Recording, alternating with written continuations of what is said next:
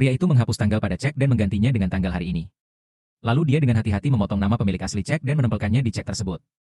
Kini ia memiliki cek palsu. Namun saat mencoba mencairkannya di bank, kasir langsung menyadari bahwa cek itu palsu. Meskipun pria itu berusaha terlihat miskin dan sedih, ia tidak berhasil mendapatkan bahkan $5. Dengan perasaan kecewa, ia berjalan di jalan dan melihat sekelompok pilot. Para pilot mengenakan seragam elegan, berjalan dengan gaya, dan dikelilingi oleh pramugari cantik. Bahkan anak-anak mendekati mereka untuk meminta tanda tangan. Manajer ban menyapa mereka dengan sangat hormat. Pria itu merasa iri. Lalu memutuskan untuk menjadi seorang pilot. Ia berpura-pura menjadi wartawan surat kabar dan menggunakan alasan itu untuk mengumpulkan informasi. Selanjutnya, ia membutuhkan seragam elegan. Ia mengatakan bahwa seragamnya hilang dan meminta yang baru.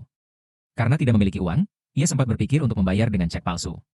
Tetapi pria di toko itu mengatakan bahwa ia hanya perlu memberikan nomor karyawan, dan perusahaan akan menangani pembayarannya. Dengan seragam di tangan, pria itu menjadi pusat perhatian.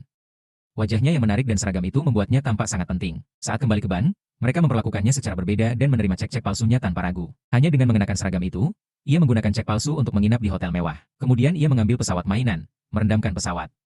Dengan hati-hati mengelupas logo maskapai dan menempelkannya di cek-cek palsu. Setelah itu, ia menekannya dengan sebuah buku.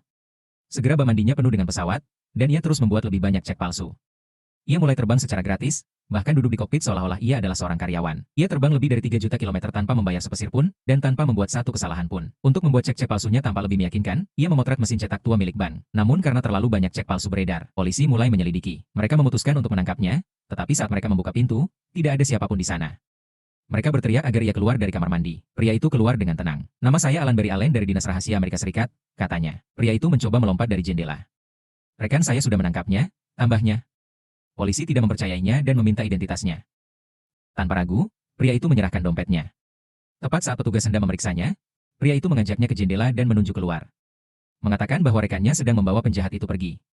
Itu adalah aksi yang sempurna. Pria itu menghela napas lega dan bahkan memeriksa identitas petugas tersebut. Kemudian saat petugas sedang lengah, ia mengemasi mesin cetak dan berjalan menuju pintu. Tiba-tiba petugas itu memanggilnya. Pria itu berbalik dengan gugup. "Sudahlah, kamu simpan saja untukku. Aku percaya padamu," kata petugas itu. "Jika perlu kita lanjut part berikutnya, beritahu di kolom komentar ya teman."